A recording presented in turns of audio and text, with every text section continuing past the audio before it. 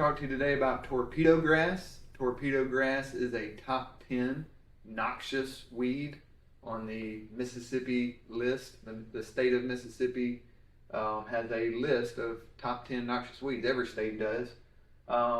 And it's to release special funding, special research towards weeds that just are really noxious. Torpedo is that in our state, and it's in our yards. And every year that passes, we're only seeing it a little bit more every year.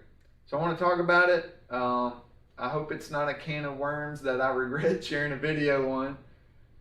But I've learned to become a company that communicates and that doesn't try to just do treatments and not talk about it. And so I'm taking that risk to say, hey, this is the thing. And our turf technicians know to talk about it if they see it anyway. And so we're trying our best to bring it up. And so I don't feel like we're going to get a big sudden influx of questions, although your questions are welcome. I wish I got more questions, to be honest with you, on these videos. So please ask them. But I do want to talk about it because it's a really big deal. In this video, we'll explain why that is. So you got to understand root systems to understand torpedo grass. I've got 3 common weeds, grassy weeds, to talk about their root systems real quick. Goosegrass has a tap root. The tap means it can go down into the soil, and you'll see goosegrass, especially if you drive a vehicle either along the side of a driveway and compact situations where there's compact soil. Goosegrass is going to be able to survive because it can take the soil being very compact because it has a tap root. Dallas grass has a very fibrous root system. It's also got underground rhizomes, which I'm going to talk about with centipede, St. Augustine, Bermuda and zoysia, and torpedo. But it's got a very fibrous root system, which is why you can't pull it up. You can't just go and just pull it up. You can't do that with these either, and you certainly can't do it with Bermuda or zoysia. You can pull up crabgrass. You can pull it up out of the ground. It's got a very weak root system, and that leads me to wanting to talk about stolons, which are the above ground stems, and rhizomes, which are the below ground stems. So grasses, centipede, St. Augustine, they have above ground stems called stolons.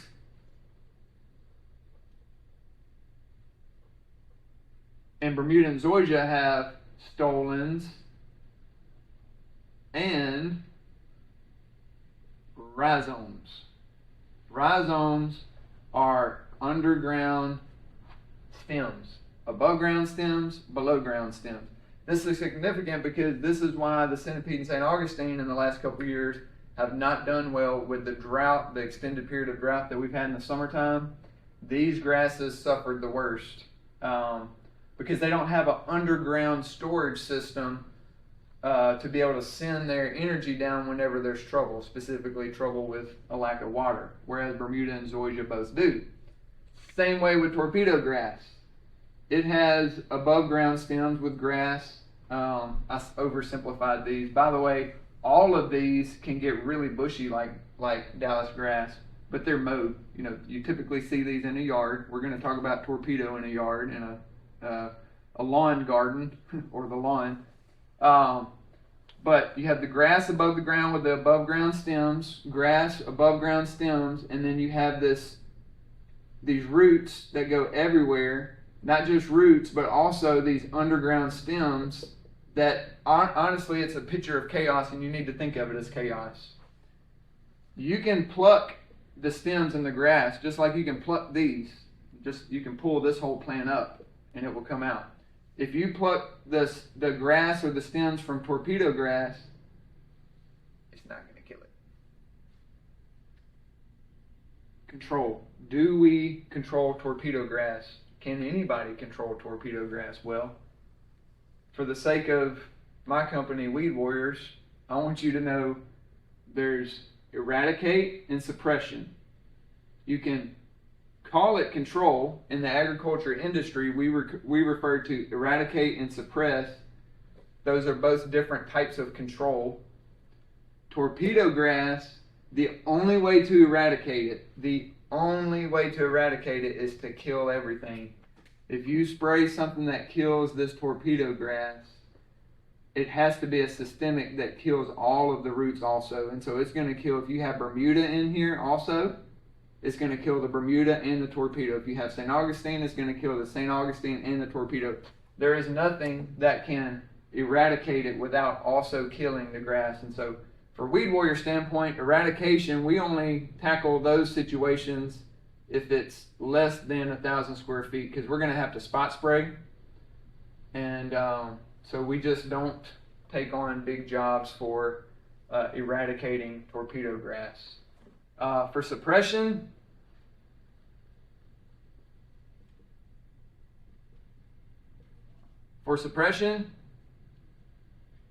we have decided to not get into the suppression business because it's the one treatment that we have done that we've just consistently not been able to, as much as we try to communicate that if we suppress it and make it disappear, and then it's going to come back a month or two later. And then even if we say that on email, we say it in person, it's still very difficult for people to understand that suppression, doing multiple treatments without killing the turf grass. By the way, there is no suppression, there's no suppression options here. There technically is here, but we just don't get into that anymore because we consistently fail at properly communicating in a way that customers understand, it's not going to control it. Yes, it's going to suppress it, but it's not going to eradicate it. So we don't do suppression. We don't just make it disappear for a month and then it comes back. Those products are available. You can suppress it if you have Bermuda and zoysia, but it's going to come back because it's going to come back from these rhizomes. One last thing. So one thing you really need to be aware of. So if there is a neighbor, I'm just going to go through the word. You have a fence right there, or let's even say you have a flower bed. That's a really bad flower bed, I know. Let's say this is your yard, and let's say that you pay somebody to eradicate it, and they just completely got rid of it.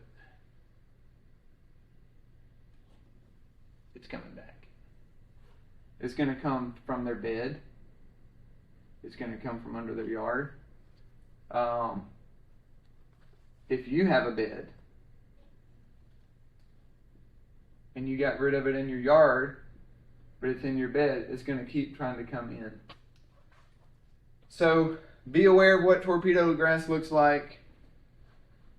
Be aware that if you get rid of it, be aware of the borders to make sure it doesn't come back in from underground from adjacent areas.